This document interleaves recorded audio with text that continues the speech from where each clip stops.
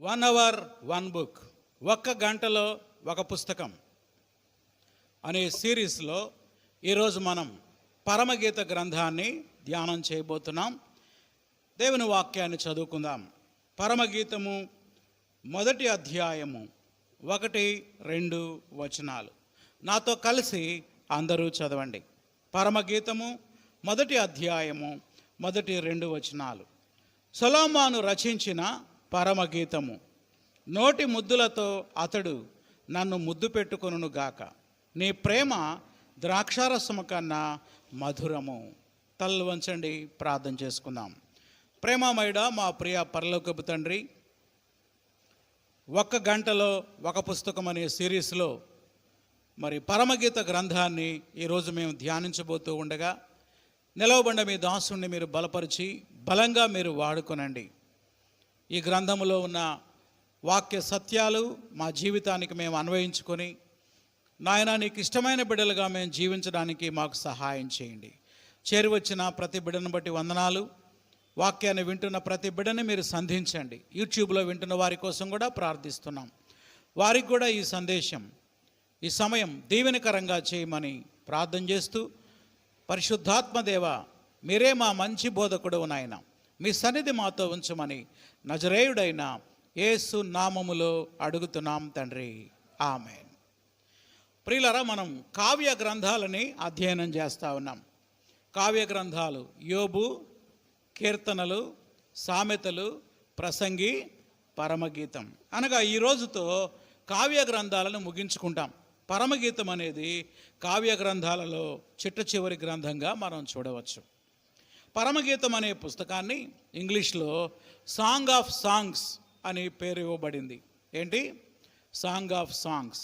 Song of songs అంటే పాటలకే పాట, పరమగీతం అంటే గీతాలకే గీతం. మరి రచయిత ఎవరంటే 1వ వచనంలోనే ఉంది చూడండి, సొలొమోను రచించిన పరమగీతము అని. మరి ఈ పుస్తకాన్ని ఎవరు రాశారు? రాజు అయిన సొలొమోను రాశాడు. వ్రాయబడిన కాలం, మరి ఎప్పుడు రాశాడు ఈ గ్రంథాన్ని? క్రీస్తు పూర్వము 965 సంవత్సరం. సుమారుగా క్రీస్తు పూర్వం 965 సంవత్సరంలో ఈ పాట రాసినట్టుగా బైబిల్ పండితుల యొక్క అభిప్రాయం. సరే, ఈ గ్రంథంలో ఎన్ని అధ్యాయాలు ఉన్నాయి చూడండి. ఎన్ని ఉన్నాయి? 8 అధ్యాయాలతో కూడినటువంటి పాటలు. 8 అధ్యాయాలుగా విభజించారు, కానీ ఇదంతా ఒక పాటే, ఒక పెద్ద పాట అన్నమాట. డిఫరెంట్ పోయిమ్స్, మరి కొన్ని కవితలను కలిపి ఒక పాటగా దీన్ని సమకూర్చడం జరిగింది. దీని యొక్క మూలవాక్యాన్ని మనం చూద్దాం.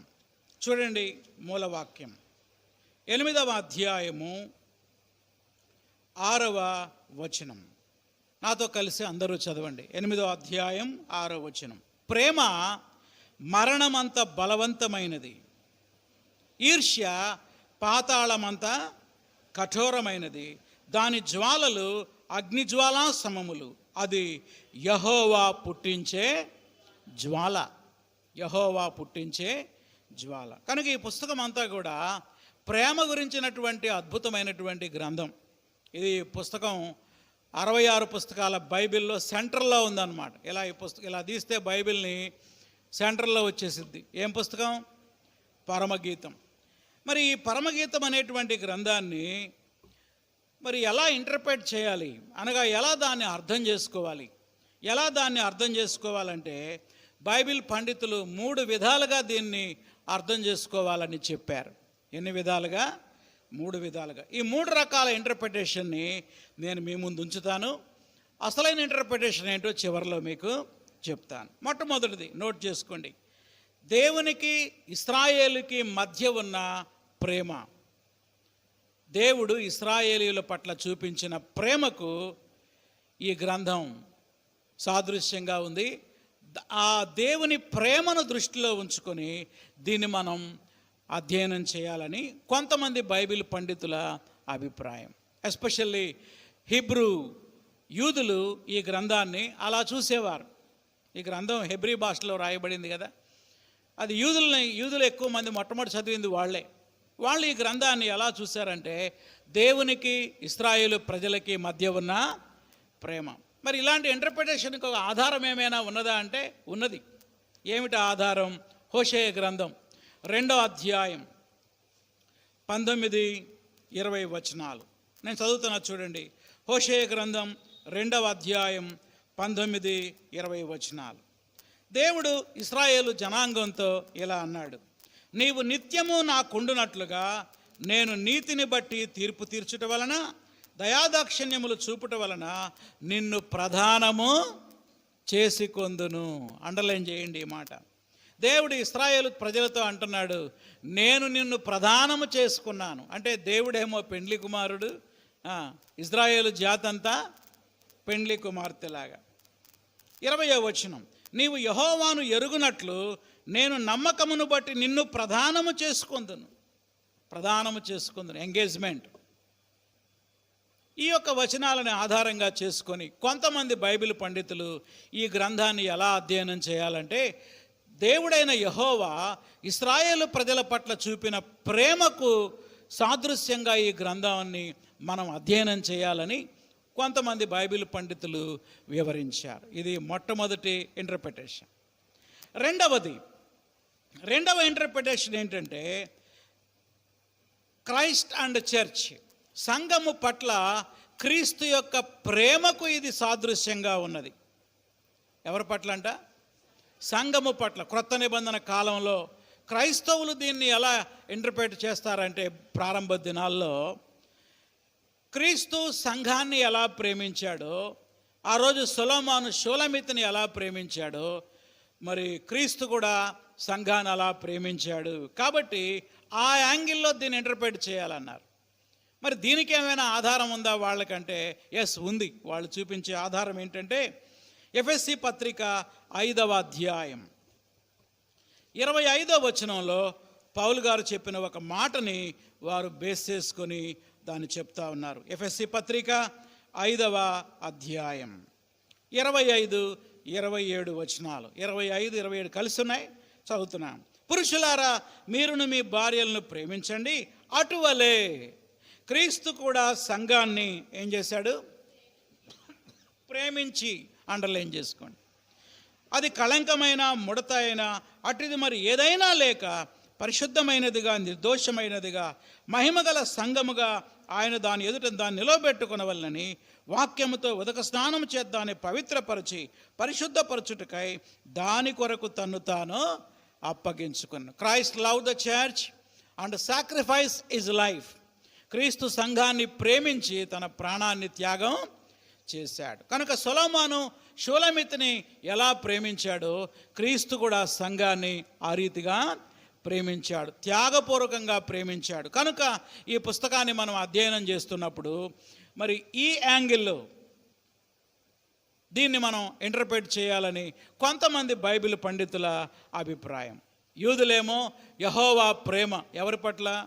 ఇశ్రాయేలీల పట్ల. క్రైస్తవులు సంఘము పట్ల క్రీస్తు యొక్క ప్రేమ.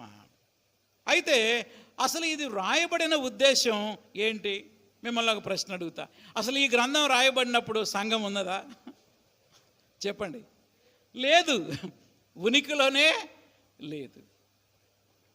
What is the right interpretation? మరి అసలు ఇంటర్ప్రిటేషన్ ఏంటంటే చివరిలో చెప్తాను, నోట్ చేసుకోండి.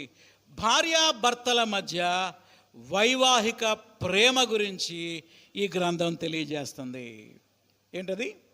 భార్యాభర్తల మధ్య వైవాహిక ప్రేమ గురించి. సొలొమోను షూలమితిని ప్రేమించి వివాహం చేసుకున్నాడు.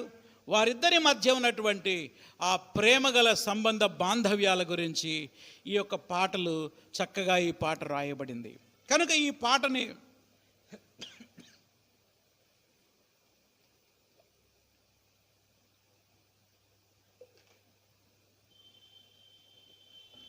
ఎలా ఇంటర్ప్రిట్ చేయాలంటే, ఒక పెండ్లి కుమారుడు పెండ్లి కుమార్తె మధ్యలో ఉన్నటువంటి వైవాహిక ప్రేమ, ద మ్యారిటల్ లవ్ అంటారు. ఆ ప్రేమ వీళ్ళిద్దరి మధ్య ఎలాంటి ప్రేమ ఉందో భార్యాభర్తలు కూడా అలాంటి ప్రేమను కలిగి ఉండాలి. ఆ యాంగిల్లో దీనిని ఇంటర్ప్రిటేషన్ చేయాలి. ఈ మూడు విధాలుగా మరి బైబిల్ పండితులు డిఫరెంట్ అభిప్రాయాలు వ్యక్తం చేశారు. వ్యక్తిగతంగా నేను నమ్మేది ఏంటంటే లిటరల్ ఇంటర్ప్రిటేషన్, అనగా ఈ వాక్య భాగం ఏ సందర్భంలో రాయబడి, హిస్టారికల్ ఇంటర్ప్రిటేషన్, చారిత్రాత్మకంగా మనం చూస్తే అసలు ఈ పుస్తకం ఏ సందర్భంలో రాయబడింది, ఈ సంఘటన ఎప్పుడు జరిగింది, ఎలా జరిగింది, ఆ చరిత్రని ఆధారంగా చేసుకొని దీన్ని మనం ఇంటర్ప్రిటేషన్ చేయాలి. ద లాస్ట్ ఇంటర్ప్రిటేషన్ని నేను వ్యక్తిగతంగా నమ్ముతా ఉన్నాను. దానిలో మీరు కొంతమంది దాన్ని ఏకీభవించవచ్చు, ఏకీభవించకపోవచ్చు కూడా. ఆ యాంగిల్లో ఈరోజు మనం దీన్ని స్టడీ చేద్దాం. కనుక ఈరోజు మనం ఏ యాంగిల్లో దీన్ని అధ్యయనం చేయబోతున్నాం? భార్యాభర్తల మధ్య వైవాహిక సంబంధమైన ప్రేమను దృష్టిలో ఉంచుకొని దేవుడు ఈ పుస్తకాన్ని మనకి ఇచ్చాడు. కనుక ఈ పుస్తకాన్ని చదువుతున్నప్పుడు ఒక భర్త, ఒక భార్య ఎలా ఉండాలి, ఎలా ఉంటే ఆ కుటుంబం సంతోషంగా ఉంటుంది. It talks about the family life of a Christian.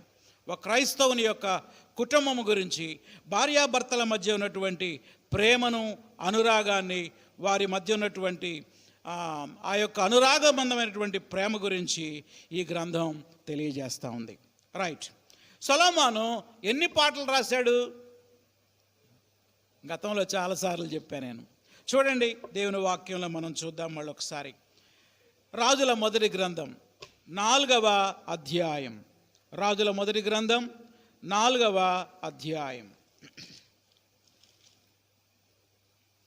32వ వచనం.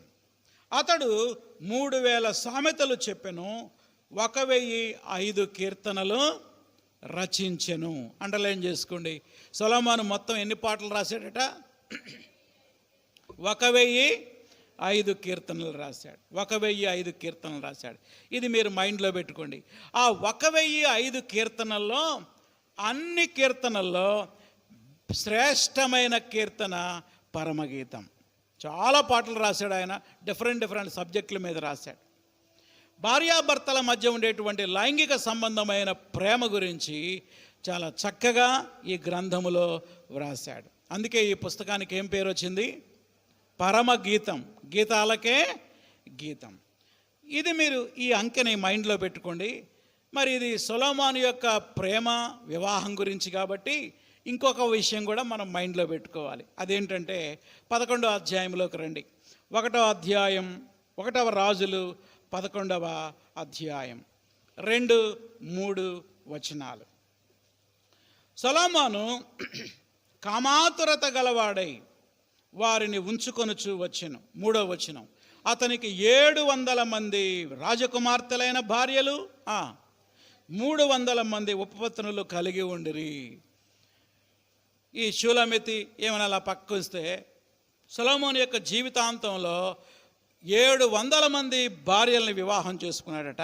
ఇంకా వీళ్ళు చాలక 300 మంది ఉపపత్నుల్ని ఉంచుకున్నాడట. మొత్తం ఎంతమంది? 1000 మంది. దీన్ని కూడా మన మనసులో ఉంచుకొని ఈ 2 అంకెలు మనసులో ఉంచుకోవాలి. ఎన్ని పాటలు రాశాడు? 1005 పాటలు. మరి భార్యలు ఎంతమంది? 700 మంది భార్యలు, 300 మంది ఉపపత్నులు. ఇప్పుడు మనం హిస్టారికల్ బ్యాక్గ్రౌండ్లోకి వద్దాం. ఈ పుస్తకాన్ని మనం చారిత్రాత్మకంగా అర్థం చేసుకోవడానికి ప్రయత్నం చేద్దాం. రండి, పరమగీతంలోకి రండి. పరమగీతము 8వ అధ్యాయం. నేను చెప్పే వచనాలు రెడ్ పెన్నుతోటి మీరు అండర్లైన్ చేసుకోండి. 11వ వచనం. పరమగీతం 8వ అధ్యాయం 11వ వచనం. బయలు హోమాను నందు సొలొమోనుకు ఒక ద్రాక్షావనము కలదు. అండర్లైన్ చేసుకోండి. అతడు దానిని కాపులకిచ్చెను. ఎవరికిచ్చాడంట? దాని ఫలమునకు వచ్చుబడిగా ఒక్కొక్కడు 1000 రూపాయలు తేవాలి. 12వ వచనం. నా ద్రాక్షావనము నా వశము ఉన్నది, సొలొమోను ఆ 1000 రూపాయలు నీకే చెల్లును. మరి కాపు చేసేవారికి 200 వచ్చును. జాగ్రత్తగా వినండి. రాజైన సొలొమోను రాజ్యాన్ని పరిపాలిస్తున్న దినాల్లో ఆయనకి కొన్ని 100,000 ఎకరాల పొలం ఉండేది. అంతే కదా, ఇప్పుడు కూడా అంతే కదా. రాజులకి పొలాలు తక్కువ ఉంటాయా? స్థలాలు, పొలాలు చాలా ఎక్కువ ఉంటాయి. సొలొమోనుకి బయలు హామోను అనేటువంటి ప్రాంతంలో ఒక ఏముంది, ద్రాక్ష తోట ఉందంట, ఒక పెద్ద ద్రాక్ష తోట. మరి ఆయన రాజు కాబట్టి సొంతంగా వెళ్ళి సేద్యం చేయగలడా? చెప్పండి, చేయలేడు. కాబట్టి ఆయనకున్నటువంటి ఆ ద్రాక్ష తోటని, ఇలాంటివి చాలా ఉన్నాయి ఆయనకి. ఎస్పెషల్లీ ఈ బయలహామానులో ఉన్న ద్రాక్ష తోట గురించి ఈ పాటలో మనకు తెలియజేస్తూ ఉన్నాడు. ఆ తోటని ఎవరికి ఇచ్చాడంట? కాపులకి ఇచ్చాడు. మన భాషలో చెప్పాలంటే కౌలుకి ఇచ్చాడు. గుత్తకి ఇచ్చాడు అంటారు, కౌలుకి ఇచ్చాడు అనమాట. కౌలు ఎంత? 200. మిగిలిన పంట అంతా 1000 రూపాయలు ఎవరికి వచ్చేస్తాయి? సొలొమోనుకి వచ్చేస్తాయి. ఇప్పుడు కౌలు చేసేవాళ్ళు అంతే కదా, కౌలు ఇన్ని బస్తాలు అనుకుంటారు. పండిన పంట ఆ బస్తాలు మొత్తం ఓనర్కి ఇచ్చేసేయాలా, మిగిలింది ఏమన్నా ఉంటే కౌలు చేసుకున్న వాళ్ళు తినాలి. ఈ రీతిగా ఇది ప్రతి సంవత్సరం జరుగుతూ ఉంది. మరి కొంతమంది కౌలుకి ఇచ్చాడు, వాళ్ళు ద్రాక్ష తోటని పెంచి పెద్ద చేస్తున్నారు. పంట వచ్చిన తర్వాత దాన్ని అమ్మి వచ్చినటువంటి డబ్బుల్లో మరి యజమాని అయినటువంటి ఓనర్ అయినటువంటి సొలొమోనుకి పంపిస్తారు. దాన్ని సేద్యం చేసినటువంటి వారికి, కౌలు తీసుకున్న వాళ్ళకి కొంత అమౌంట్ ఇస్తారు. అయితే ఒకసారి ఏం జరిగిందంటే, రాజు అయిన సొలొమోను చాలామంది భార్యలను పెళ్లి చేసుకున్నాడు కదా. ఈ సంఘటన ఎప్పుడు జరిగింది అంటే 60 మంది భార్యల్ని చేసుకొని 80 మంది ఉపపత్నులను ఉంచుకున్న తర్వాత ఈ సంఘటన జరిగింది. ఎలా చెప్పగలరనంటే చూడండి, ఆ మాట మనం చూద్దాం. ఈ 60 మంది 80 మంది అనే మాట మనం చూద్దాం దేవుని వాక్యంలో.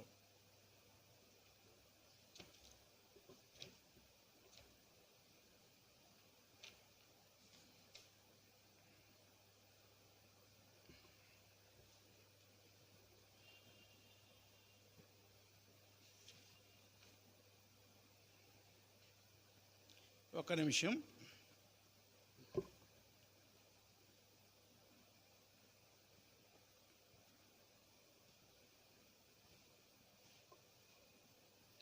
ఆరవ అధ్యాయం 8వ వచనం.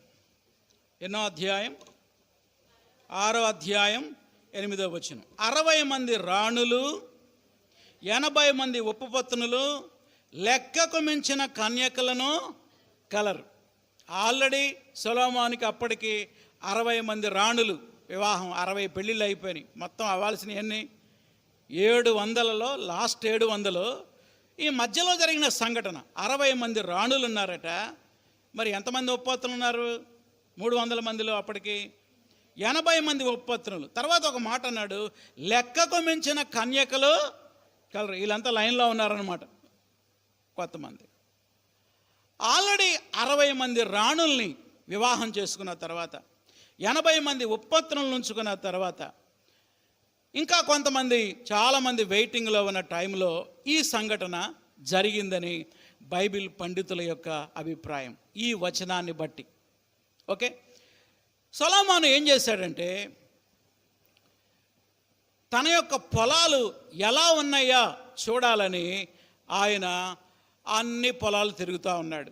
అప్పుడప్పుడు యజమానులు చూస్తూ ఉంటారు కదా, ఎప్పుడు రారు, ఎప్పుడో ఒకసారి వచ్చి చూస్తారు. సొలొమోను కూడా అలా వచ్చి చూశాడు. బయలహామోను దగ్గరకు వచ్చాడు. అక్కడికి వస్తే ఆ ద్రాక్ష తోట దగ్గర షూలమితి అనేటువంటి ఒక అమ్మాయి, ఒక అందమైనటువంటి అమ్మాయి దాన్ని కాపలా కాస్తూ ఉంది. ఏం పేరు అమ్మాయి పేరు? షూలమితి. ఆమెను చూశాడు ఆయన. చూసి ఆ అమ్మాయిని చాలా ఇష్టపడ్డాడు, ఆమెను ప్రేమించాడు, ఆమెను వివాహం చేసుకోవాలని అనుకున్నాడు. మరి డైరెక్ట్గా రాజుగా వెళితే ఆమె భయపడుతుందేమో, పారిపోతుందేమోనని ఆలోచించి ఆయన ఒక కాపరిగా, గొర్రెల కాపరిగా మారువేషం వేసుకొని గొర్రెలను కాసుకుంటా ఆమె దగ్గరికి వెళ్ళాడు. షూలమితి ఏమనుకుంటుందంటే ఈయన కూడా ఒక గొర్రెల కాపరి. ఆ అమ్మాయిని పరిచయం చేసుకున్నాడు, ఆమెకు తన ప్రేమను వ్యక్తం చేశాడు. ఆమె కూడా ఆ గొర్రెల కాపరిని ఇష్టపడింది. వాళ్ళిద్దరూ కూడా కలిసి చాలా సంతోషించారు. భవిష్యత్తులో వివాహం చేసుకోవాలని ఇద్దరు అనుకున్నారు. ఆ టైంలో జరిగినటువంటి కొన్ని పాటల్ని కూడా ఆ సంఘటన వారిద్దరి మధ్య జరిగినటువంటి ఆ సంభాషణ, ఏర్పడినటువంటి ఆ ప్రేమ గురించి మరి 1-2 అధ్యాయాల్లో మనం చూస్తాం. షూలమితికి తెలియదు ఈయన మన దేశాన్ని పరిపాలించే రాజు అని, లేకపోతే ఈ ద్రాక్ష తోటకి ఆయన ఓనర్ అని ఆమెకి తెలియదు. ఆమె ఏమనుకుంటుందంటే ఈయన కూడా ఒక గొర్రెల కాపరి, నేను కూడా గొర్రెలు కాసుకుంటున్నా, ఈ ద్రాక్ష తోటకి కాపలా ఉన్నా.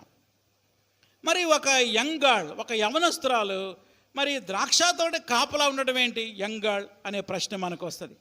దానికి కారణం ఏంటో ఆ అమ్మాయి చెప్పింది. చూడండి 1వ అధ్యాయంలో ఉంది 5వ వచనం. యెరూషలేము కుమార్తెలారా, 6వ వచనం, నల్లని దాననని చిన్న చూపులు చూడబాకండి, నేను ఎండ తగిలిన దానను, నా సహోదరులు నా మీద కోపించి నన్ను ద్రాక్ష తోట కావలి కత్తెగా ఉంచిరి. నిజానికి ఈ అమ్మాయి ద్రాక్ష తోట కావలి కత్తిగా ఉండాల్సిన అవసరం లేదు. వాళ్ళ అన్నలంట ఈ అమ్మాయి మీద కోప్పడి నువ్వు వెళ్ళి కాపలాగాయి ఆ ద్రాక్ష తోటనని బెదిరించి బలవంతంగా పంపించారంట. అట్లా వచ్చింది ఆమె ఆ పని చేయడానికి. ఏ పని చేయడానికి? ద్రాక్ష తోట కావలి కాయడానికి.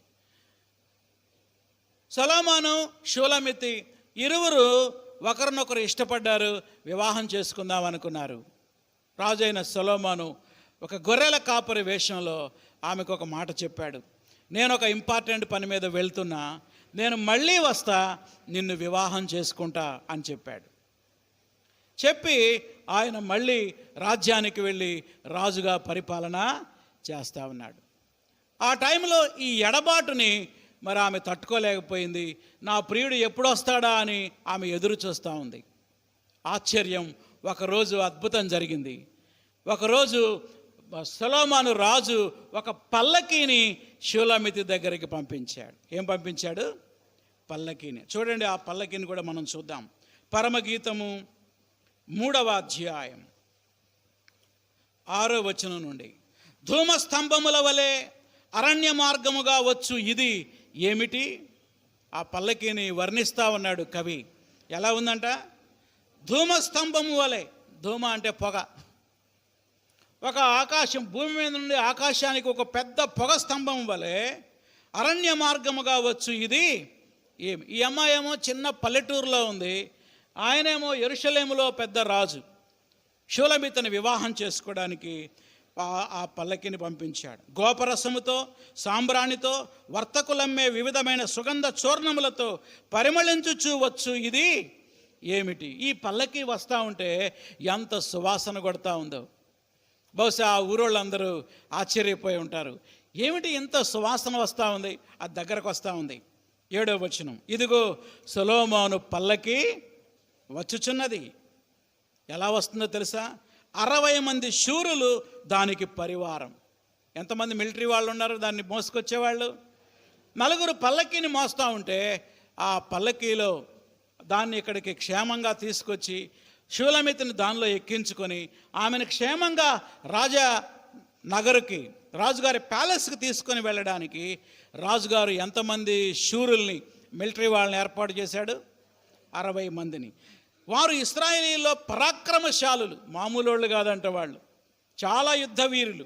వారందరూ ఖడ్గదారులు, యుద్ధ వీరులు.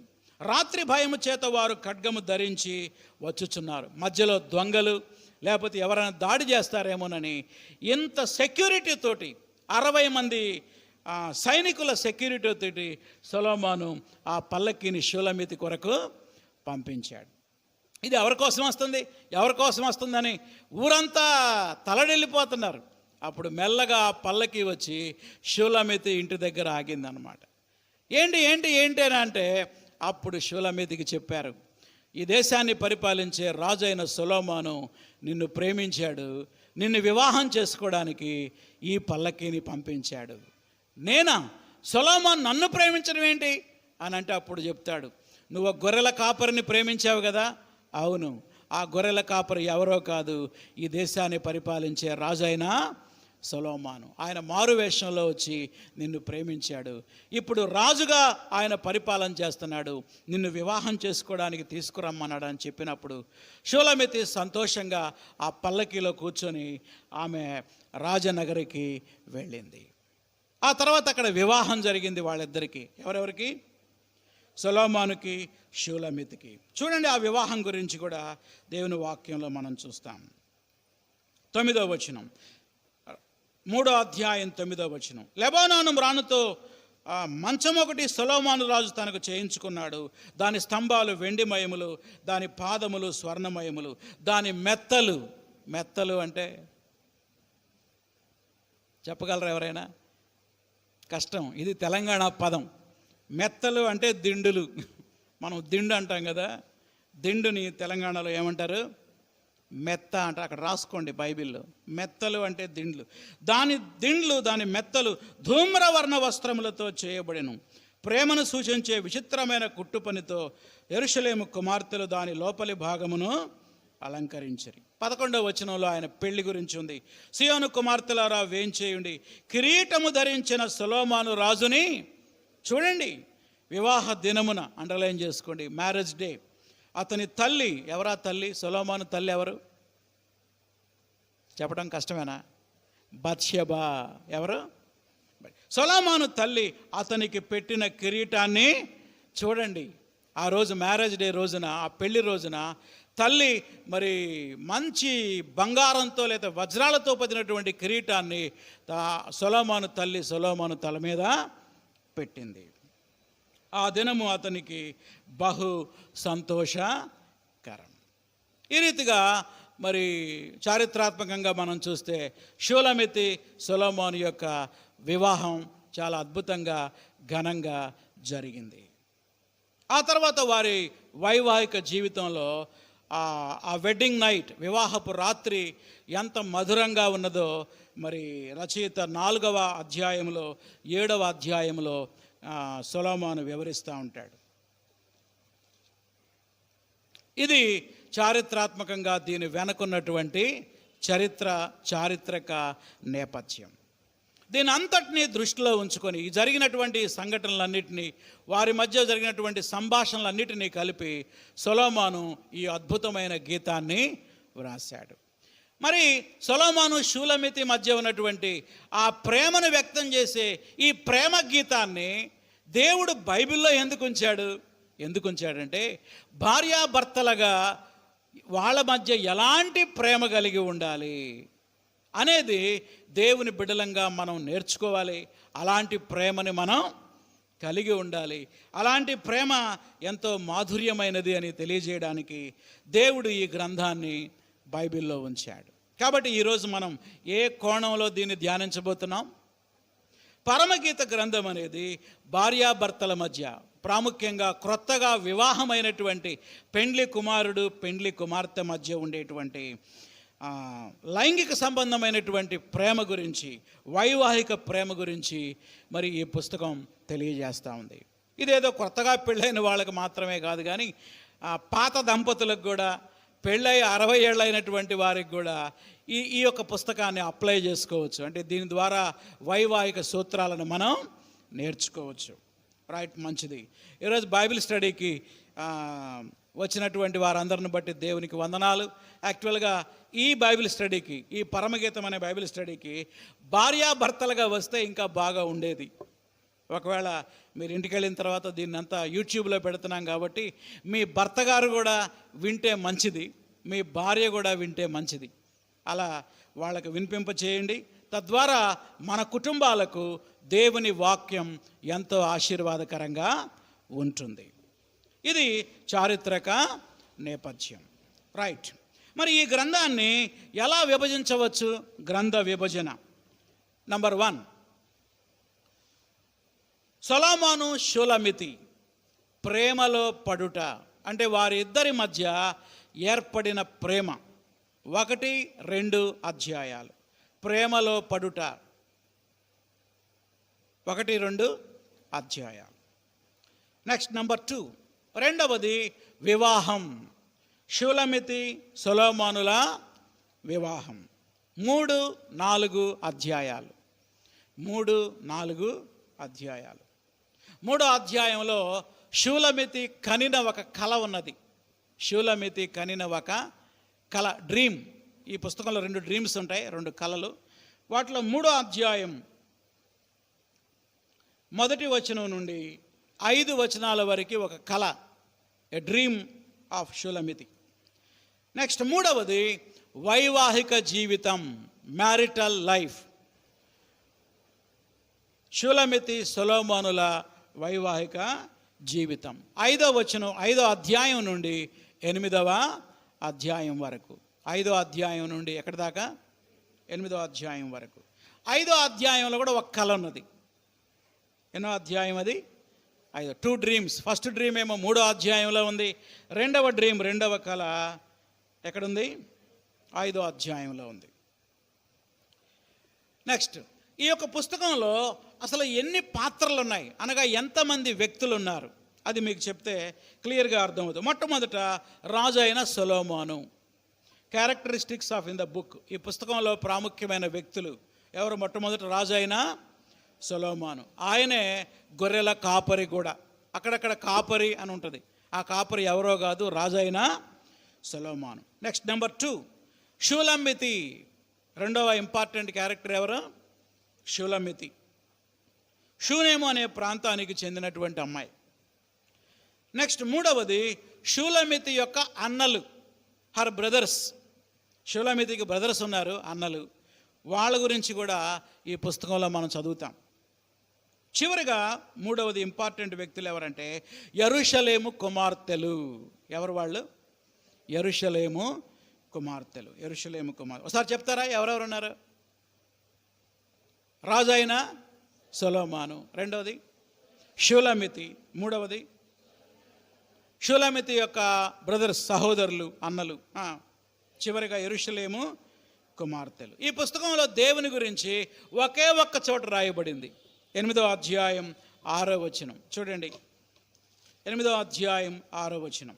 ప్రేమ మరణమంత బలవంతమైనది, ఈర్ష్య పాతాళమంత కఠోరమైనది, దాని జ్వాలలు అగ్నిజ్వాల సమములు, అది యెహోవా పుట్టించే జ్వాల.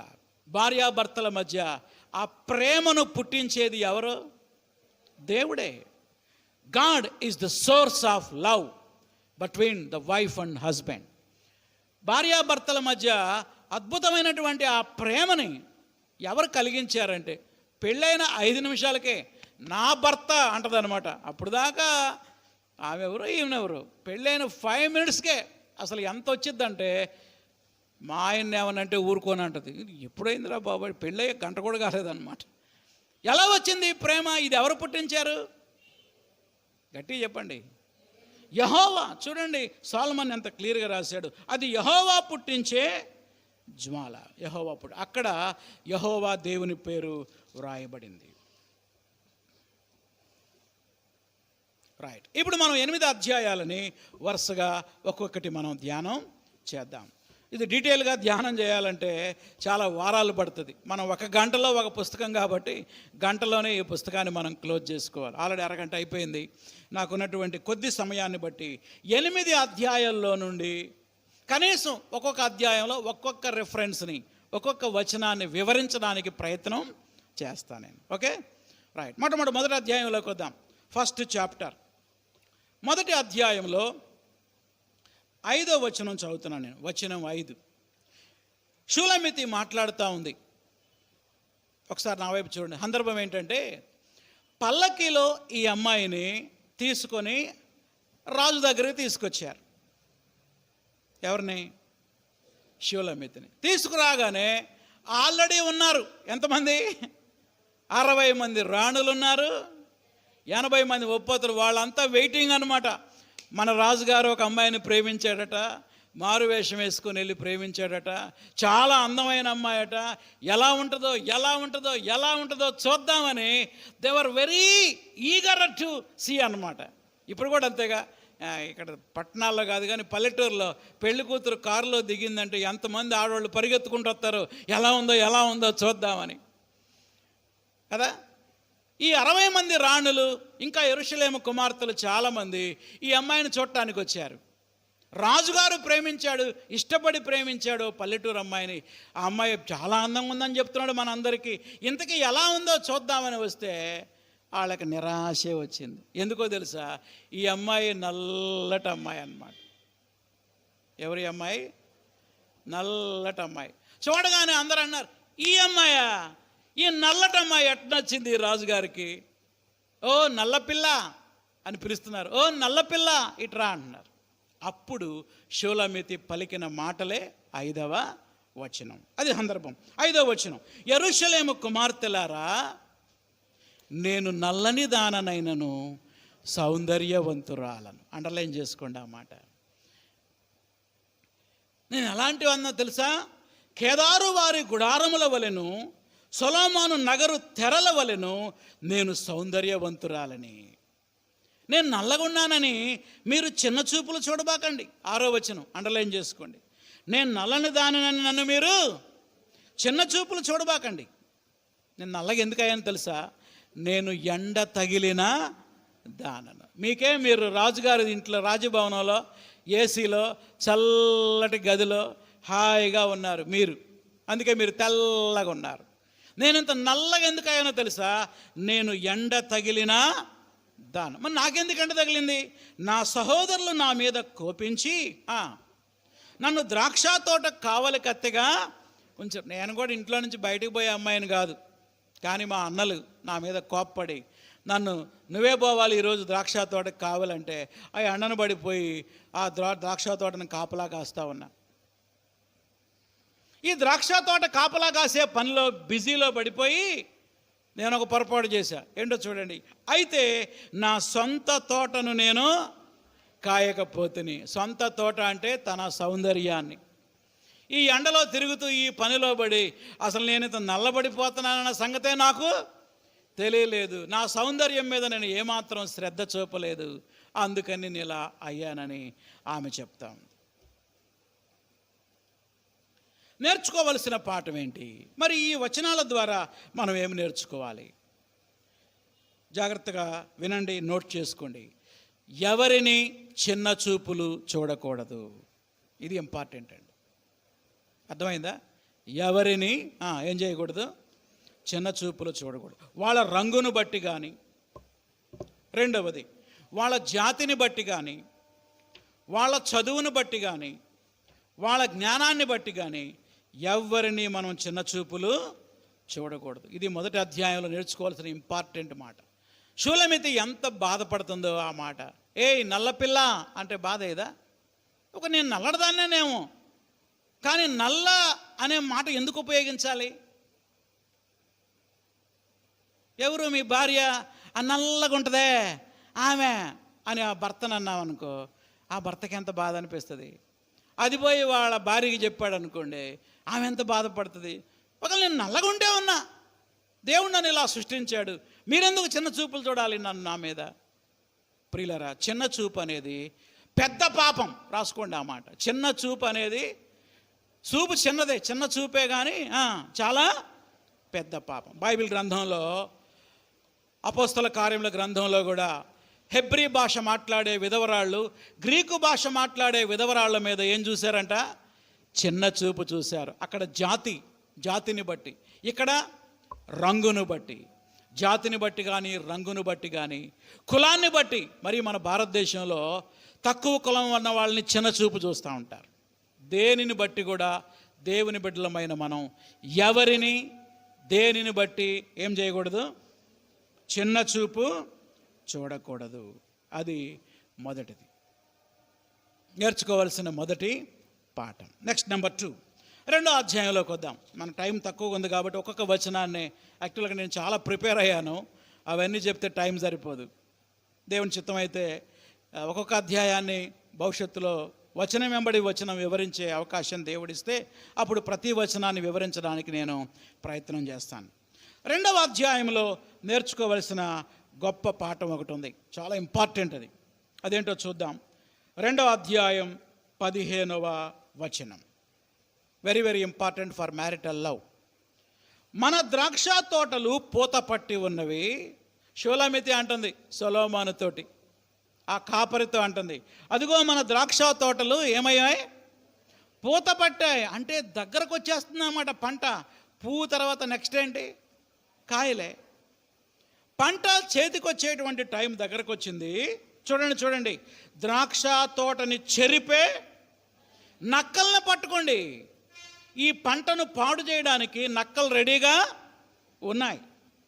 సహాయం చేసి ఆ గుంట నక్కలని పట్టుకోండి.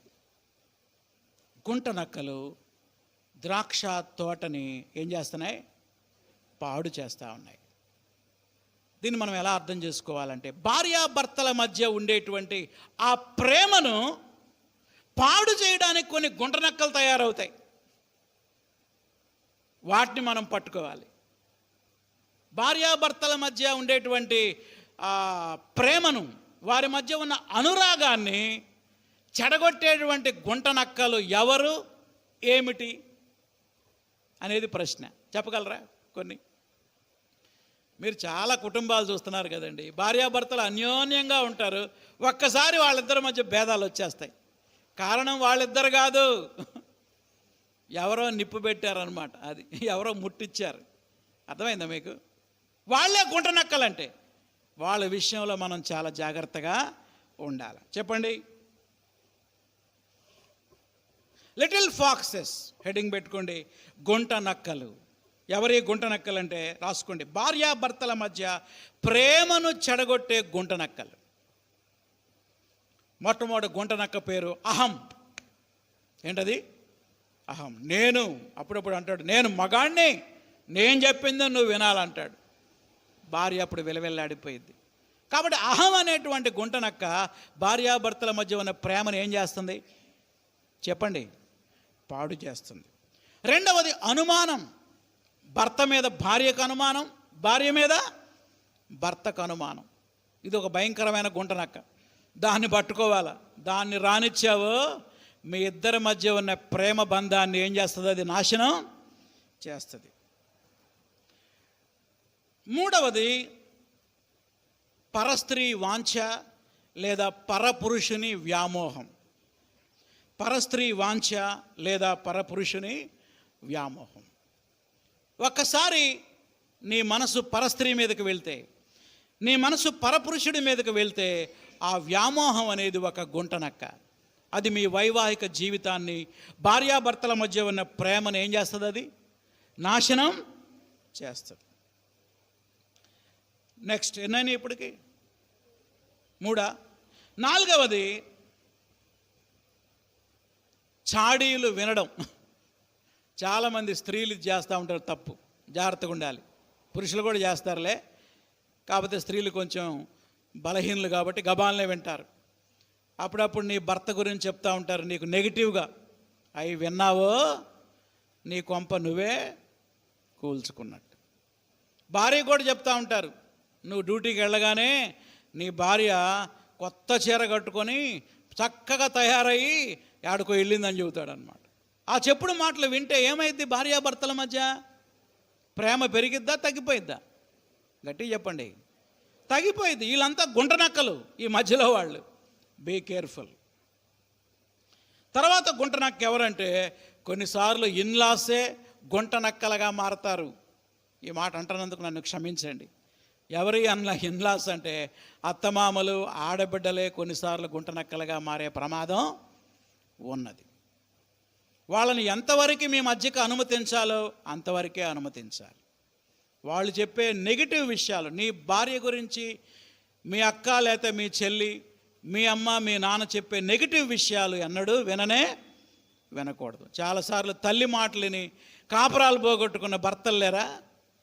చెప్పరేందండి? ఉన్నారు. అక్కకి ఎక్కువ ప్రాధాన్యత ఇచ్చి భార్యను కొట్టే భర్తలు ఉన్నారు. అక్క మాటే వింటాడు ఈయన ఎప్పుడు. అక్కే దైవం, ఈ భార్య తర్వాతే. భార్యను కొడతా ఉంటే అక్క ముసిముసిలను నవ్వుకుంటూ ఉంటుంది. ఎంత ఘోరం! వీళ్ళే గుంట నక్కలు. ఇలాంటి గుంట నక్కలకి అవకాశం మీ మధ్య ఇవ్వకూడదు. అవి జ్వరపడతానే ప్రయత్నం చేస్తూ ఉంటాయి. ఈ గుంట నక్కల విషయంలో చాలా జాగ్రత్తగా ఉండాలి. చివరిది ఒక మాట చెప్పి నేను ముగిస్తా. చెడ్డ ఊహలు. ఏమి లేకపోయినా కొంతమంది ఊహించుకుంటారు నెగిటివ్గా.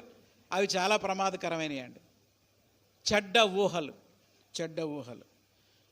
సో ఇంకా చాలా ఉండొచ్చు. మనకున్న సమయాన్ని బట్టి ఈ కొద్ది విషయాలు మనం ముందుకు వెళ్దాం. చెప్పండి, ఇవన్నీ గుంట నక్కలా కాదా? ఎన్నో కుటుంబాలు నాశనం చేశాయి ఈ గుంట నక్కలు. కనుక వీటి విషయంలో మనం చాలా జాగ్రత్తగా ఉండాలి. భార్యాభర్తలు మీ ఇద్దరి మధ్య ఉన్న ప్రేమను చెడగొట్టడానికి ఏ వ్యక్తిని లోపలికి ఎంటర్ కానియకూడదు. ఎవరితోనైనా ఎంతవరకు ఉండాలో అంతవరకే ఉండాలి. వాళ్ళు వచ్చి మీ మధ్యలో జ్వరబడి నీ భార్య మీద నీకు, నీ భర్త మీద నీకు చెప్పే విధంగా ఉండకూడదు.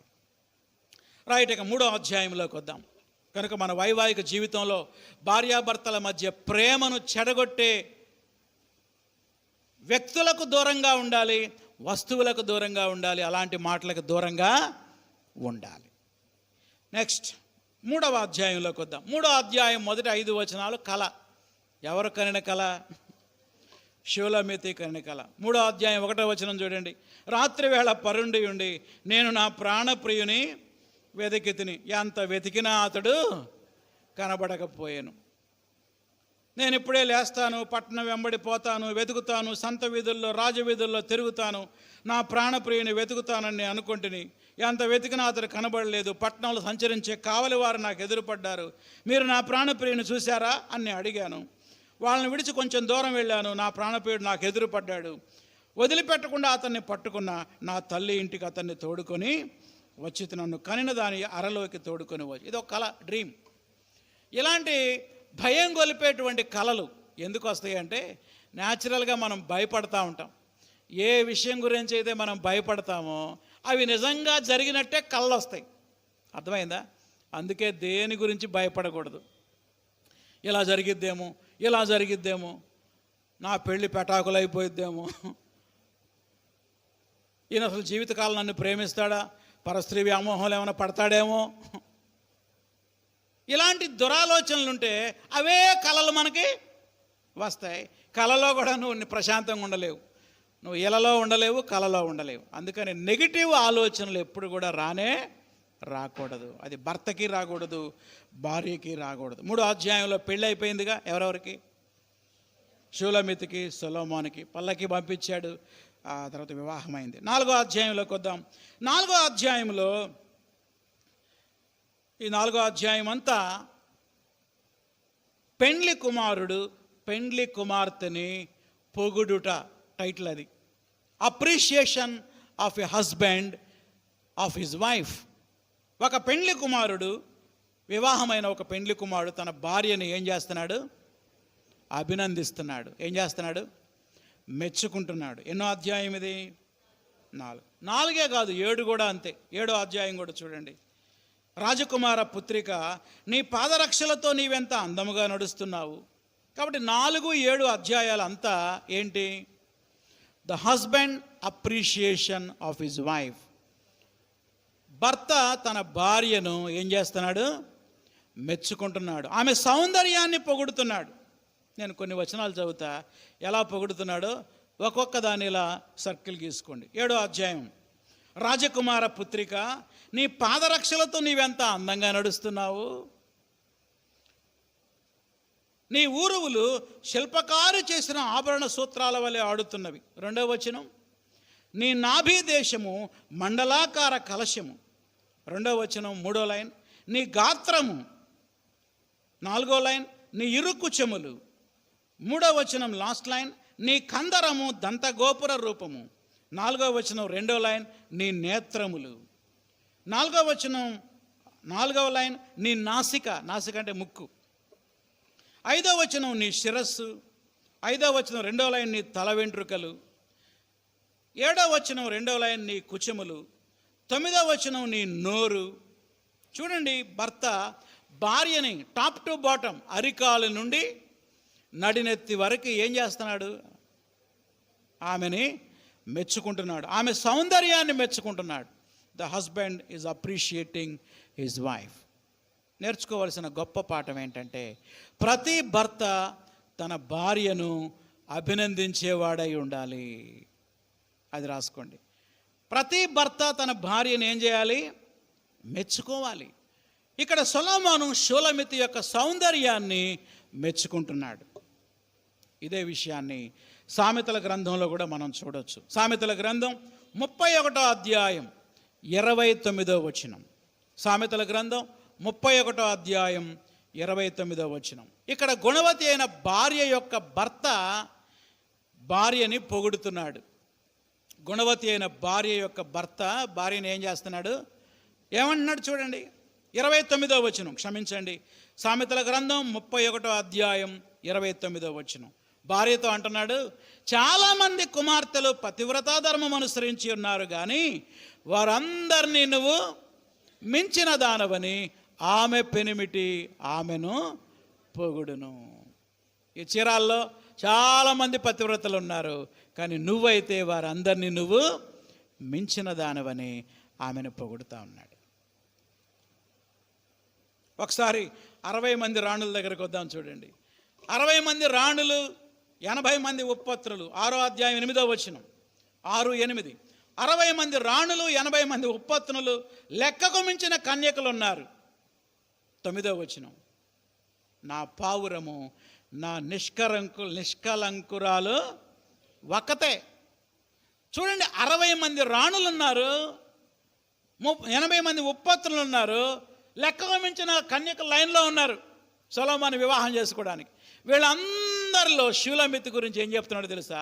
నా పావురము, మై డవ్ అంటే షూలమితి, నా నిష్కలంకురాలు ఒక్కతే. ఎవరామె? ఆమె తన తల్లికి ఒక్కతే కుమార్తె, కన్న తల్లికి ముద్దు బిడ్డ. స్త్రీలందరూ ఆమెను చూసి ధన్యురాలు అంటారు.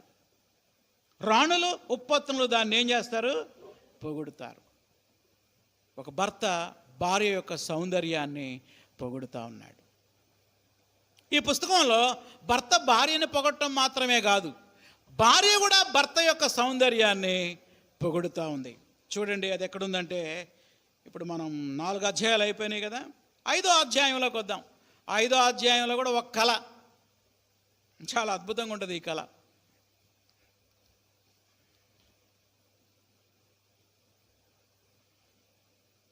రెండవ వచనం, నేను నిద్రించితేనే కానీ నా మనస్సు మేలుకొని ఉన్నది. అంటే నిద్రపోయినట్టే ఉంది కానీ మనసు మాత్రం మేలుకొని, అంటే చిన్న చప్పుడైనా లేసిద్ది అన్నమాట. అంతలోకి ఆ కలలో ఆమె పడుకొని నిద్రపోతూ ఉంటే ఆమె ప్రియుడు వచ్చాడట. తలుపు గడిపెట్టుకొని పడుకొని నిద్రపోతుంది, ఇంకా నిద్రలోకి వెళ్ళలేదు. చిన్నగా కళ స్టార్ట్ అయింది. వచ్చి తలుపు కొడుతున్నాడు. నా సహోదరి, నా ప్రియురాలా, నా పావురమా, నిష్కలంకురాలా, ఆలకించుము. నా తల మంచుకు తడిసింది, అంటే బయట మంచు పడుతుంది. నా వెంట్రుకలు రాత్రి కురిసే చినుకులకు తడిసిపోయినాయి. నాకు తలుపు తీయమంటూ నా ప్రియుడు వాకిలి తట్టుచున్నాడు, డోర్ కొడుతున్నాడు. మరి చాలా ఇష్టమైనటువంటి ప్రియుడు, వివాహం కూడా అయిపోయింది. భర్త ఇంటికి వచ్చి తలుపు కొడితే ఏం చేయాలి? భార్య పోయి గబాలను పోయి తీయాలి. ఏమేం చేస్తుందో చూడండి. ఇది కళ. సాకులు చెప్తుంది. నేను వస్త్రము తీసివేసి తిని, నేను మరలా దాన్ని ధరింపనేలా, నా పాదాలు కడుక్కొంటిని, నేను మరలా వాటిని మురికి చేయనేలా. ఇప్పుడే నేను మామూలు డ్రెస్ తీసేసి నైట్ డ్రెస్ వేసుకున్నా, ఇప్పుడు నీకు తలుపు తీయాలంటే మళ్ళీ నేను డ్రెస్ మార్చుకొని మళ్ళీ డ్రెస్ వేసుకొని, నా వల్ల కాదు, నేను లేవను. బయట వర్షం పడుతుంది, కాళ్ళు మురికి మురికిగా అయితే ఇప్పుడే కడుక్కొని లోపలికి వచ్చా, ఇప్పుడు నేను మళ్ళీ బయటకు రావాలంటే నా కాళ్ళు ఏమవుతాయి? మురికి అవుతాయి అని తాను తీయడానికి ఇష్టపడలా. ఎవరు? షూలమితి. 4వ వచనం, అలాగానే ఆయన వెళ్ళిపోయాడు అనుకున్నారా? వెళ్ళిపోలా. తలుపు సందులో నా ప్రియుడు చెయ్యి ఉంచగా, తలుపు సందులో పెట్టి గడితెత్తానికి ప్రయత్నం చేస్తున్నాడట. నా అంతరంగం అతని ఎడలా అయ్యో పాపం, నా ప్రియునికి తలుపు తీద్దామని అప్పుడు లేచిందంట. తలుపు తీస్తూ ఉంది. 6వ వచనం, తలుపు తీసే అంతలో అతడు వెళ్ళిపోయాడు. వెళ్ళిపోయాడు ప్రియుడు. ఆ మాట వినగానే నా ప్రాణం సొమ్మసిల్లిపోయింది. నేను అతన్ని వెతుకుతూ ఉంటే కనబడలేదు, నేను పిలిచినా అతడు పలకలేదు. సొలొమోను సొలొమోను అని పిలిచినా పలకలేదు. 7వ వచనం, పట్టణంలో కావలి వారు ఉంటారు కదా, నైట్ డ్యూటీ చేసేవాళ్ళు, నాకు ఎదురుపడి నన్ను కొట్టి ఏం చేశారు, గాయపరిచారు. ప్రాకారం మీద కావలి వారు నా పై వస్త్రాన్ని దొంగిలించారు. 2 నష్టాలు, ఒకటి కొట్టి గాయపరిచారు, రెండోది వస్త్రాన్ని దొంగిలించారు. ఎందుకని? ఆ దినాల్లో అర్ధరాత్రి ఎవరైనా స్త్రీ తిరుగుతూ ఉంటే ఆమె వేశ్య అని అనుకునేవారు, లేదా దొంగ అన్న అనుకునేవారు. కాబట్టి నైట్ డ్యూటీ చేసి పెట్రోలింగ్ చేసేటువంటి వాళ్ళు, నైట్ డ్యూటీ చేసే పోలీసులు ఆమెను కొట్టి గాయపరిచారు. ఆమె దగ్గర ఉన్న వస్త్రాలు కూడా దొంగిలించుకెళ్ళిపోయారు. ఇప్పుడు 8వ వచనంలో యెరూషలేము కుమార్తెల్ని పిలుస్తుంది. యెరూషలేము కుమార్తెలారా, నా ప్రియుడు మీకు ఏమైనా కనపడ్డా? అప్పుడు వాళ్ళు అడుగుతున్నారు 9వ వచనంలో, ఎవరు నీ ప్రియుడు? స్త్రీలలో అధిక సుందర వగుదానా, వేరు ప్రియుని కన్నా నీ ప్రియుని విశేషమైన. ఎలా ఉంటాడు, ఎలా ఉంటాడు? ఆ అమ్మాయి చెబుతుంది 10వ వచనం, నా ప్రియుడు ధవళవర్ణుడు, రత్నవర్ణుడు, 10,000 మందిలో కూడా ఆయన్ని గుర్తించవచ్చు. ఇక 11వ వచనం నుండి ఆమె తన ప్రియుడిని అభినందిస్తూ ఉంది. 11వ వచనం, అతని శిరస్సు అపరంజి వంటిది. ఇలా సర్కిల్ గీసుకోండి. తల వెంట్రుకలు కాకపక్షముల వలె ఉన్నవి. కాకపక్షాలంటే కాకులు, కాకులు ఎంత నల్లగా ఉంటాయి, ఆయన తల వెంట్రుకలు కూడా అంతా నల్లగా ఉంటాయి. కృష్ణవర్ణములు, కృష్ణ అంటే నలుపు. 12వ వచనం, అతని నేత్రములు, ఆయన కళ్ళు ఎలా ఉంటాయో చెప్తుంది. 13, అతని చెక్కిళ్ళు ఎలా ఉంటాయో. 13 లాస్ట్ లైన్, పెదవులు. 14వ వచనం, అతని కరములు, కరములు అంటే చేతులు. 14వ వచనం 3వ లైన్, అతని కాయము, కాయం అంటే శరీరం. 15వ వచనం, అతని కాళ్ళు. 16వ వచనం, అతని నోరు. ఈ రీతిగా ఈ షూలమితి తన భర్త యొక్క సౌందర్యాన్ని అభినందిస్తూ ఉంది. నేర్చుకోవలసిన గొప్ప పాఠం 4, 5, 7 ఈ 3 అధ్యాయాలు కలిపి చెప్తున్నా. 4వ అధ్యాయం 7వ అధ్యాయంలో భర్త భార్యని ఏం చేశాడు, అభినందించాడు. 5వ అధ్యాయంలో భార్య తన భర్తను ఏం చేసింది, అభినందించింది. నేర్చుకోవలసిన గొప్ప పాఠం ఏంటంటే, భార్యాభర్తలు పిల్లి ఎలుకల్లా ఉండకూడదు. ఎప్పుడు కొంతమంది భార్యాభర్తలు ఎప్పుడు పిల్లి ఎలుకల్లాగా ఎప్పుడు విమర్శలే. ఆ భార్య ఏ కూర వండినా విమర్శించకుండా తినడం ఈ భర్త. ఆ భర్త ఏం చేసినా ఏమక నచ్చదు. వీళ్ళ మధ్య ఎప్పుడు పొగడతలు ఉండవండి. ఏముంటాయి, ఎక్కువ విమర్శలు ఉంటాయి. వినండి, పొగడత సంబంధాలను కలుపుతుంది, విమర్శ సంబంధాలని దూరం చేస్తుంది. రాసుకుంటే మంచిది, ఇది కొటేషన్.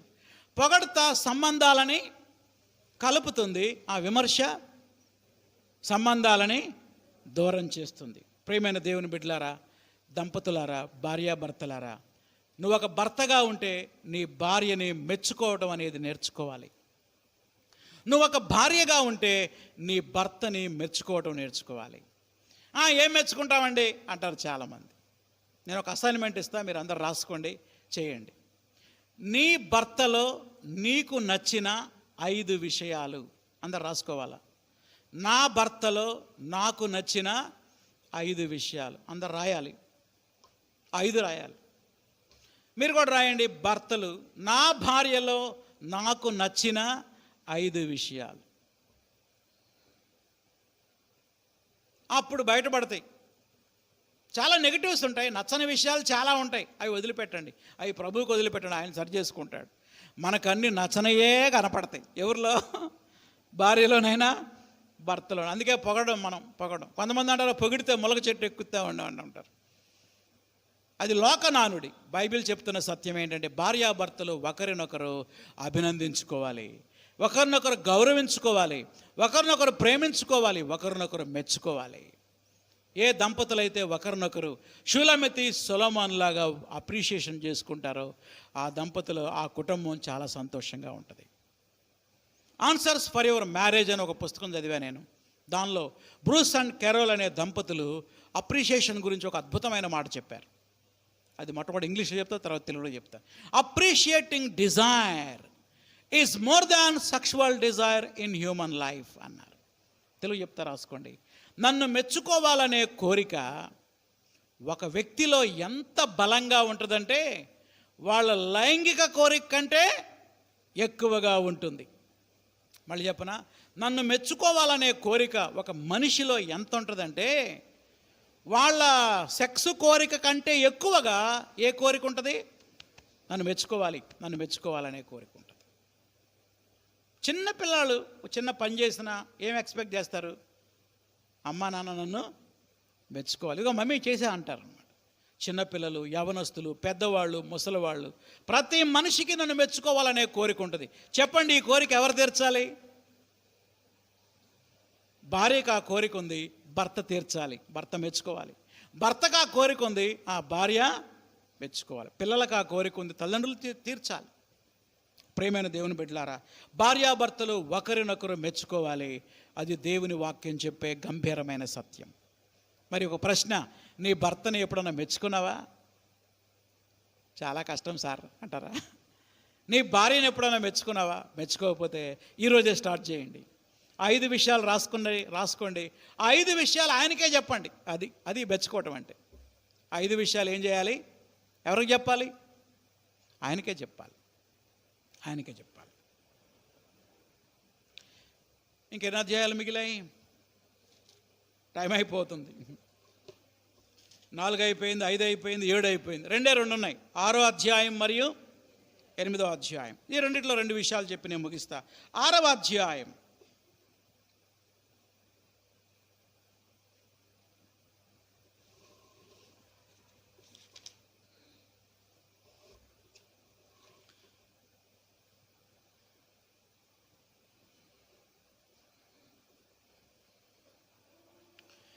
అధ్యాయంలో 9వ వచనం, 8, 9 వచనాలు. 60 మంది రాణులు, 80 మంది ఉప్పత్నులు, లెక్కకు మించిన కన్యకలు ఉన్నారు.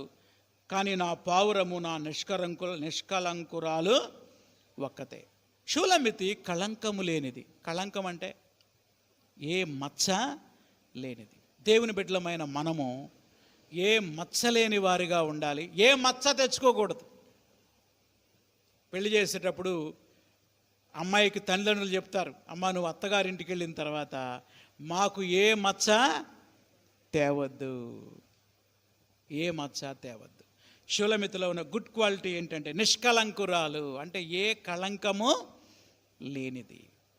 దేవుని బిడ్డలమైన మనం కూడా ఏ మచ్చలేని వారుగా ఉండాలి, ఏ కళంకము లేని వారుగా ఉండాలి. యేసు ప్రభు యొక్క 2వ రాకడ కొరకు కళంకము లేనివారిగా మనము సిద్ధపడాలి. 2వ పేతురు పత్రికలో ఈ మాట మనం చూస్తాం. చూడండి, పేతురు రాసిన 2వ పత్రిక, 2వ రాకడ కొరకు మీరు ఎదురు చూస్తున్నారు కనుక 3:14 ప్రియులారా, వీటి కొరకు మీరు కనిపెట్టువారు కనుక శాంతము గలవారై, తర్వాత ఆయన దృష్టికి నిష్కలంకులుగా, నిందారహితులుగా కనబడినట్లు జాగ్రత్త పడండి. దేవుని దృష్టికి ఎలా ఉండాలంటే మనం నిష్కలంకులుగా, కళంకము లేనివారిగా ఉండాలి. చివరిగా 8వ అధ్యాయంలో అద్భుతమైన ఒక హెచ్చరిక ఉంది. అది చెప్పకుండా నేను దీన్ని ముగించలేను. అద్భుతమైనటువంటి హెచ్చరిక. చూడండి, షూలమితి వయసు వచ్చింది, పెళ్లి వయసు వచ్చింది. ఎవరికి? షూలమితికి. వాళ్ళ అన్నలు ఇలా అంటున్నారు. 8వ వచనం, మాకొక చిన్న చెల్లెలు కలదు. ఎవరిది డైలాగ్? ఎవరిది? వాళ్ళ అన్నలది. దానికి ఇంకా వయసు రాలేదు. వివాహకాలం వచ్చినప్పుడు మేము దాని విషయం ఏం చేద్దాం?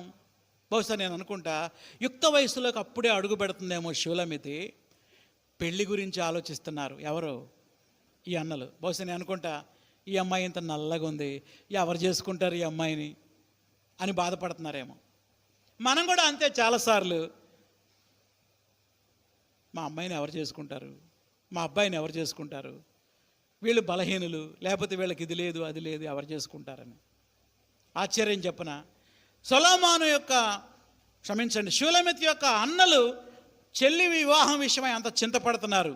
కానీ అద్భుతం ఏంటంటే దేవుడు దేశాన్ని పరిపాలించే రాజునే పెండ్లి కుమారుడిగా ఇంటికి పంపించాడు. సొలొమోను పల్లకి ఇంటికి వచ్చింది. నేర్చుకోవాల్సిన గొప్ప పాఠం ఏంటంటే మన పిల్లల వివాహాల గురించి చింతపడాల్సిన అవసరం లేదు. అందరు గట్టిగా హల్లెలూయా చెప్పండి. హల్లెలూయా. వీళ్ళు చింతపడ్డారు. ఎవరు? షూలమితి అన్నలు. ఇది అనవసరమైన చింత. ఏం చింతపడాల్సిన పని లేదు. మన పిల్లలు పుట్టగానే వాళ్ళకు ఒక భాగస్వామిని ఆల్రెడీ దేవుడు ఏం చేశాడు? సెటిల్ చేసి పెట్టాడు. ఆయన టైంలో బెస్ట్ భార్యని, బెస్ట్ భర్తని మన పిల్లలకి ఇస్తాడు. నేను నమ్ముతున్నా, నాకు 2 కుమార్తెలు, వాళ్ళిద్దరికీ దేవుడు అద్భుతమైనటువంటి భాగస్వాముల్ని దేవుడు ఆల్రెడీ సెట్ చేసి పెట్టాడని నేను నమ్ముతున్నా. దేవుడు ఆయన టైంలో ఆయన కార్యం చేస్తాడు. I believe. Do you believe? మీరు నమ్ముతున్నారా? మీ బిడ్డల విషయంలో నమ్ముతున్నారా? అలాగా నమ్మితే ఏం చేయకూడదు మరి? చింతపడకూడదు. మనమేమో చింతే పడుతున్నాం. ఇంపార్టెంట్ విషయం, వాళ్ళ కింద ఒక మాట చెప్తున్నారు వాళ్ళిద్దరు, వాళ్ళ అన్నలు. 9వ వచనం, అది ప్రాకారము వంటిది ఆయన. అండర్లైన్ చేసుకోండి. ప్రాకారం అంటే గోడ కాంపౌండ్ వాల్ లాంటిదా? మేము దానిపైన వెండి గోపురం ఒకటి కడతాం.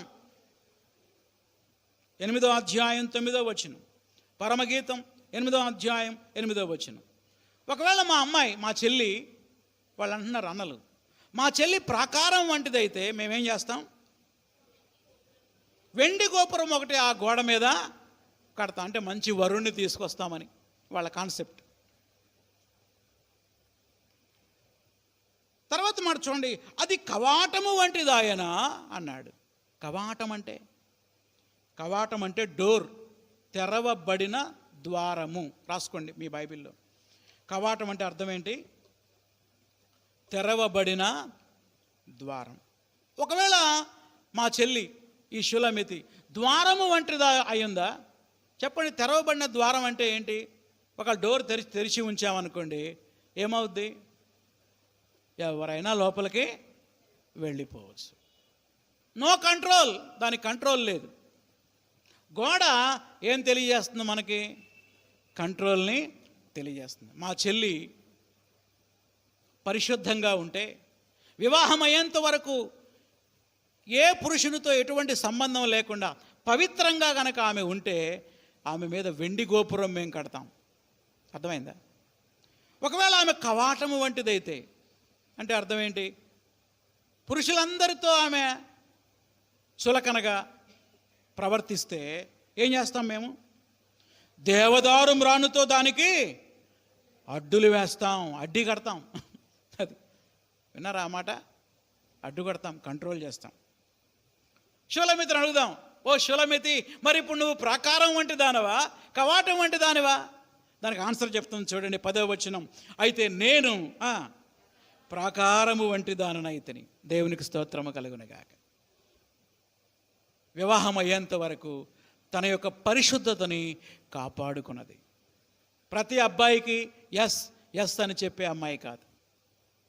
నా శరీరాన్ని, నా మనసుని దేవుడు నాకు అనుగ్రహించబోయే భర్త కొరకు నేను దాచి ఉంచాను. I preserved my body and my mind, my heart. కనబడే ప్రతి అబ్బాయి ఐ లవ్ యూ అని చెప్పిన ప్రతి అబ్బాయికి నేను ఓపెన్ అనే టైపు ఆమె కాదు.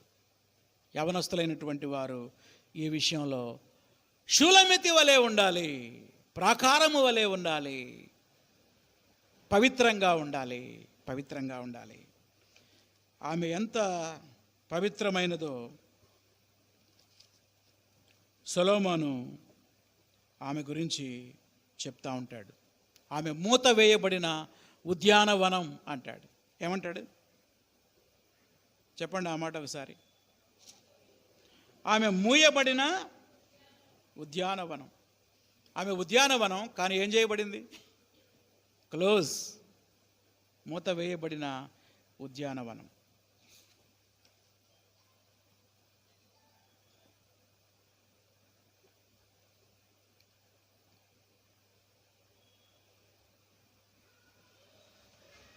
She is Holi. ఆమె పవిత్రమైనటువంటి కన్యక. ఆమె చాలా పరిశుద్ధమైనటువంటి కన్యక. వివాహం అయ్యేంత వరకు యవనస్తులైన అమ్మాయిలు, అబ్బాయిలు తమ లైంగిక పవిత్రతని కాపాడుకోవాలి. అలాగే మన కుమార్తెలు, కుమారులు పరిశుద్ధంగా వివాహమయ్యేంత వరకు వాళ్ళు జాగ్రత్తగా ఉండాలని వారి కోసం నిత్యము మనం ప్రార్థన చేయాలి. వారిని ఒక కంట కనిపెడుతూ ఉండాలి. అర్థమైందా? ఈ మధ్య ఒక సిస్టర్ ఫోన్ చేసింది నాకు. మా కొడుకు రాత్రి 11 గంటలప్పుడు ఒక అమ్మాయితో మాట్లాడుతూ ఉన్నాడు. వెంటనే అడిగా, ఎవరా అమ్మాయి ఈ టైంలో మాట్లాడుతున్నావని. చూసారా, ఆ తల్లి ఎంత జాగ్రత్తగా ఉందో చూడండి. పిల్లలు ఏం చూస్తున్నారు, ఎవరితో మాట్లాడుతున్నారు, ఎవరితో చాటింగ్ చేస్తున్నారు, ఇవన్నీ తల్లిదండ్రులుగా మనం ఏం చేయాలి? అబ్జర్వేషన్ చేయాలి, వారిని హెచ్చరించాలి. వివాహం అయ్యేంత వరకు వారు పవిత్రంగా ఉండినట్లుగా మనం ప్రార్థన చేయాలి, వారిని ప్రోత్సహించాలి. యవనస్తులారా, ఈ వాక్యం వింటున్న యవన కుమారులారా, కుమార్తెలారా, వివాహం అయ్యేంత వరకు మీ పవిత్రత కోసం మీరు ప్రార్థన చేసుకోండి. పవిత్రంగా మీ శరీరాన్ని, మీ మనసుని, మీ దేహాన్ని మీ కాబోయే భార్యకు, మీ భర్తకు అప్పగించండి. నేను ముగించబోతున్నా. ముగింపులో చాలా ఇంపార్టెంట్ విషయం చెప్పి నేను ముగిస్తా. ఒక మాట పదే పదే మనం ఈ యొక్క అధ్యాయంలో చదువుతాం. మనం అదేంటంటే 2వ అధ్యాయం 6వ వచనం. అతని ఎడమ చెయ్యి నా తల క్రింద ఉన్నది, కుడి చేత అతడు నన్ను కౌగలించుచున్నాడు. 8వ అధ్యాయం 3వ వచనం. అతని ఎడమ చెయ్యి నా తల క్రింద ఉన్నది, అతని కుడి చెయ్యి నన్ను కౌగలించుచున్నది. భార్యాభర్తల మధ్య లైంగిక సంబంధం పవిత్రమైనది. చాలామంది సెక్స్ అనగానే అమ్మో ఇది చాలా ఘోరమైన పాపం అనుకుంటారు. God created sex as a gift for human being. మానవాళికి, ప్రాముఖ్యంగా భార్యాభర్తలకు లైంగిక సంబంధాన్ని దేవుడు ఒక బహుమానంగా ఇచ్చాడు. భార్యాభర్తల మధ్య లైంగిక సంబంధాలు పాపం కాదు. మరి ఏది పాపం? వివాహానికి ముందు, వివాహానికి వెలుపల నీ భార్యతో కాక పరస్త్రీలతో, నీ భర్తతో కాక పరపురుషులతో కలిగించే లైంగిక కార్యాలు ఘోరమైన పాపం. ఈ సత్యాన్ని ప్రతి భార్యాభర్తలు తెలుసుకోవాలి, అర్థం చేసుకోవాలి. ఎక్కడుంది ఈ మాట? మనం పెళ్లి కార్డు మీద చదువుతాం. హెబ్రీ 13:4. వివాహం అన్ని విషయములలో ఘనమైనదిగాను పానుపు నిష్కల్మషమైనదిగాను ఉండవలెను. వైవాహిక జీవితంలో భార్యాభర్తలు పండుకునే ఆ మంచం ఉందే, అది చాలా పవిత్రమైనది. ఈ విషయాన్ని సొలొమోను సామెతల గ్రంథంలో కూడా తెలియజేశాడు. చూడండి, సామెతల గ్రంథం 5వ అధ్యాయం 18వ వచనం. సామెతల గ్రంథం 5వ అధ్యాయం 18వ వచనం. నీ ఊట దీవెన నొందును, నీ యవ్వన కాలపు భార్య యందు సంతోషించుము. పెన్నుతో అండర్లైన్ చేసుకోండి. ఆమె అతి ప్రియమైన లేడీ. ఎవరామె? నీ భార్య. ఆమె అందమైన దుప్పి. ఆమె రొమ్ముల వలన నీవు ఎల్లప్పుడూ తృప్తి పొందుచూ ఉండుము. ఆమె ప్రేమ చేత నిత్యము బద్ధుడవై ఉందుము. ఈ వచనం ఏం తెలియజేస్తుందంటే, భార్యాభర్తల మధ్య లైంగిక సంబంధాలు పాపం కాదు, పరిశుద్ధమైనది. కొంచెం కిందకి రండి. ఏది పాపమో వెంటనే చెప్పాడు. 20వ వచనం. నా కుమారుడా, జారస్త్రీ యందు నీవేళ బద్ధుడవై ఉందువు, పరస్త్రీ రొమ్మును నీవేళ కౌగిలించుకో. అది పాపం. నీ భర్తతో, నీ భార్యతో శారీరక సంబంధాన్ని కలిగి ఉండడం, లైంగిక సంబంధాన్ని కలిగి ఉండడం పాపం కాదు, కాదు, కాదు. మరి ఏది పాపం? నీ భార్యతో కాక, నీ భర్తతో కాక పరస్త్రీలతో, పరపురుషులతో కలిగి ఉండే లైంగిక సంబంధాలు ఘోరమైన పాపం. అయితే ఒక భార్యగా, భర్తగా లైంగిక ధర్మం గురించి అపోస్తలుడైన పౌలు 1 కొరింథీ పత్రిక 7వ అధ్యాయంలో చెప్పాడు.